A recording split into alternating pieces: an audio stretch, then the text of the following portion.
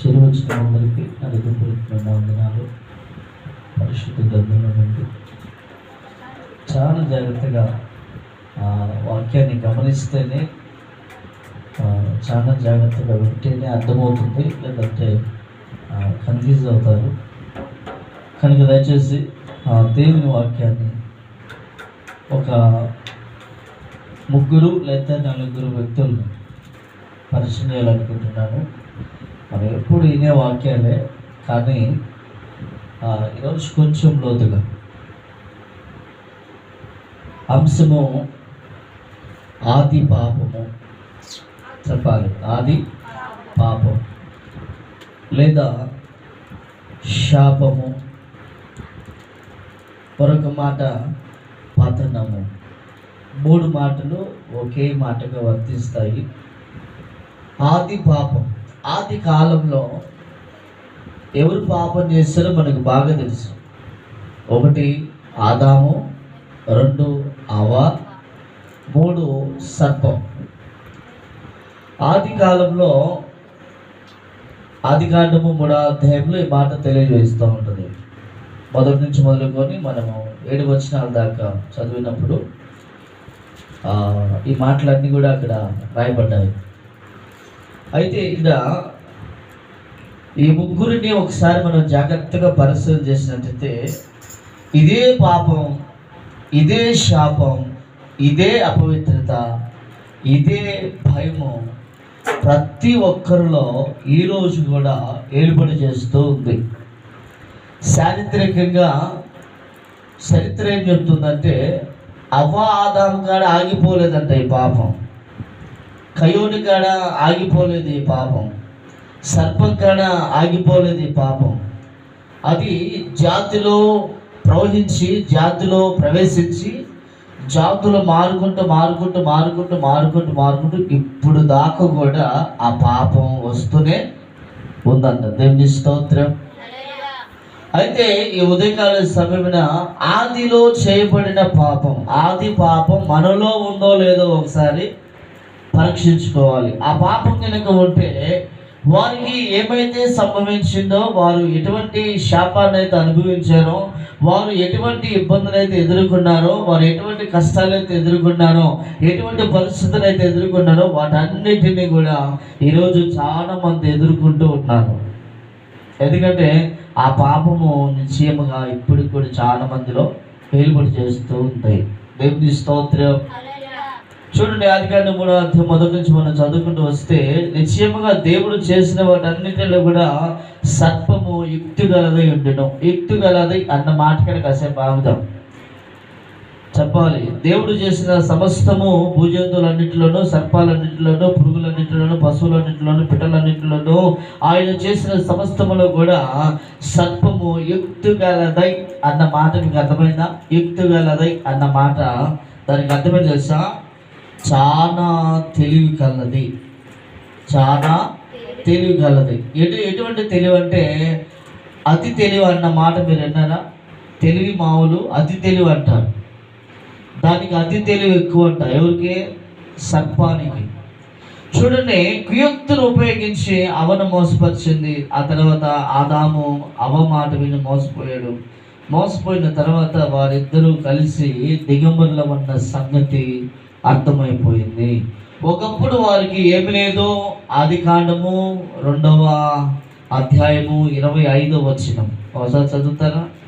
ఆదికాండము 2వ అధ్యాయము 5వ వచనం, 25వ వచనం.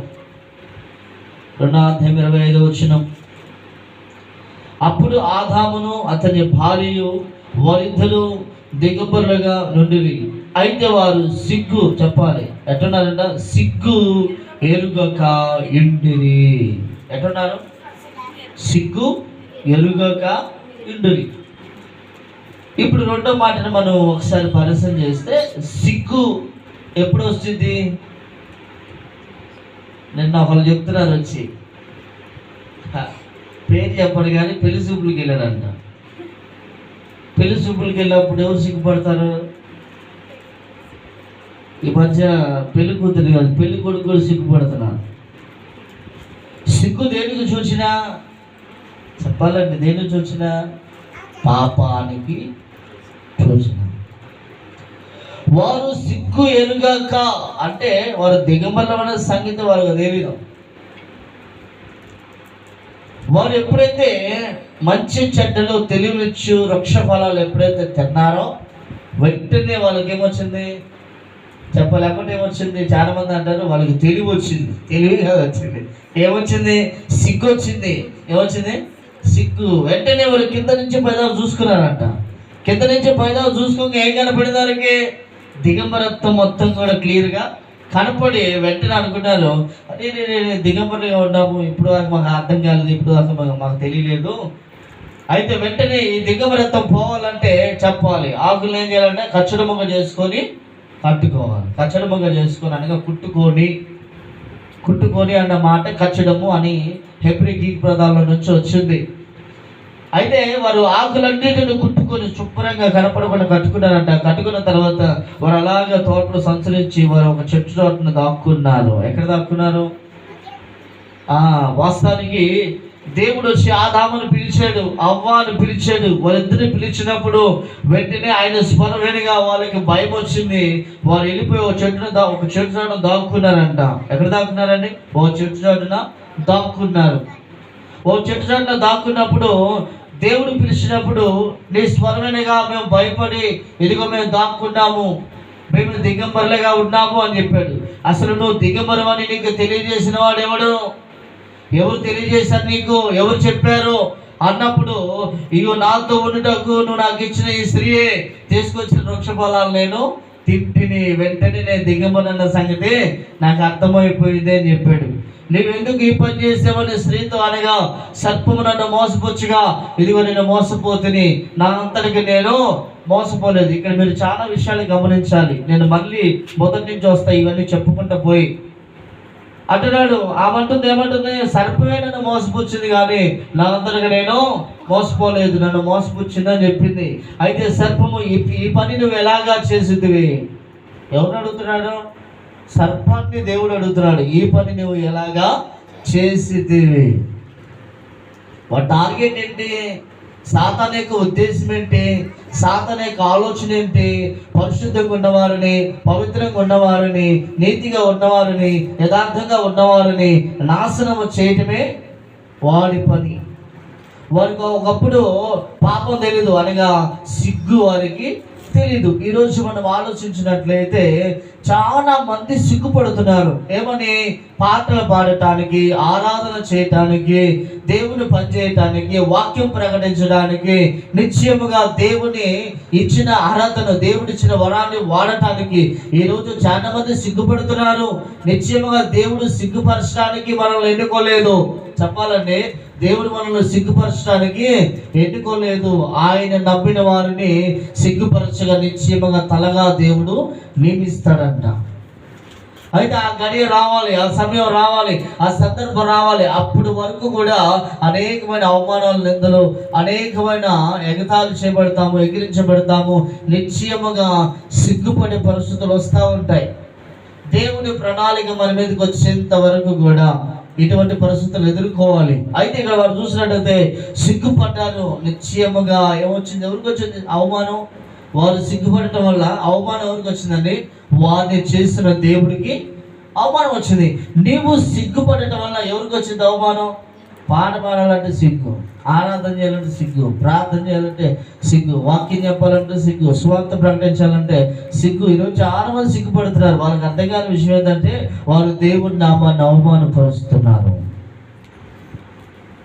ఏం చేస్తున్నారు? దేవుని నామాన్ని అవమానపరుస్తున్నారు. ఆ పాపము ఆది పాపం. అది ఆది కాలంలో అవ్వ ఆదాముతోనే అంతం అవ్వాలి, కానీ అది అంతం అవ్వలేదు. జాతిలో ప్రవేశించిందంట. ఎక్కడ చెప్పాలి? జాతిలో ప్రవేశించి అది డొల్లుకుంటూ ఇప్పుడు దాకా మన దాకా వచ్చేసింది.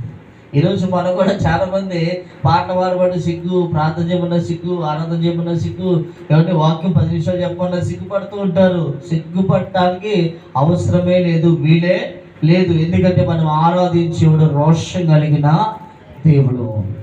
ఆయన నిశ్చయముగా ఎవరినైనా వాడుకోగలడు, ఎక్కడైనా నిలబెట్టగలడు, ఎక్కడైనా సరే బలపరచగలడు. సిగ్గుపడాల్సిన అవసరం లేదు.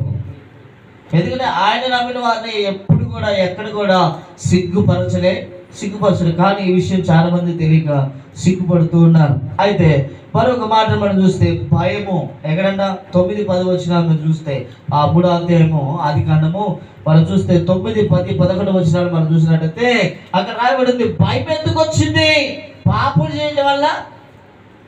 మరి ఈరోజు చాలా మంది భయపడుతున్నారు, పడుతున్నారు కదా, చాలా మంది భయపడుతున్నారు. చాలా విషయాలకి అప్పులోడికి భయపడుతున్నారు. చెప్పాలి, అప్పులోడికి భయపడతా, ప్రాముఖ్యం భయపడే ముందు వాడికే. వాక్యం చెప్తుంది, భయపడటం వల్ల అది ఇప్పుడు కాదు వచ్చింది భయము, ఆదిలో వచ్చింది. వారు పాపం చెందిన త్వరగా వచ్చింది ఆ భయం. ఈరోజు భయపడుతున్న ప్రతి ఒక్కరు కూడా ఆది పాపములో పాల్గొన్నట్టే. ఎవరైతే భయపడతారో, పాట పాడాలంటే, ఆరాధన చేయాలంటే, సువార్త చెప్పాలంటే, దేవుడి గురించి గట్టిగా ప్రకటించాలంటే ఎవరైతే భయపడతారో అతి వారు ఆది పాపములో నీవు కూడా పాల్గొన్నట్టే. ఆది పాపం అంటే అది వాళ్ళతోనే అంతమవ్వాలి, వాళ్ళతో అంతమవ్వలేదు. ఈరోజు భయపడకుండా ఉన్నారా మీరు? చెప్పాలండి, భయపడకుండా ఉన్నారా? ఏదన్నా బలహీనత వచ్చిందనుకోండి, భయపడతాం, అప్పులకి భయపడతాం, సమస్యలకి, ఇబ్బందులకి, ఆటంకాలకి, మాటకి, ప్రతి దానికి భయపడే వాళ్ళు ఉన్నారు. అందుకని ఎక్కువ శాతం కూడా బైబిల్ గ్రంథంలో భయపడొద్దు అని అనేక పర్యాయములు దేవుడు చెప్పాడు, భయపడొద్దు అని.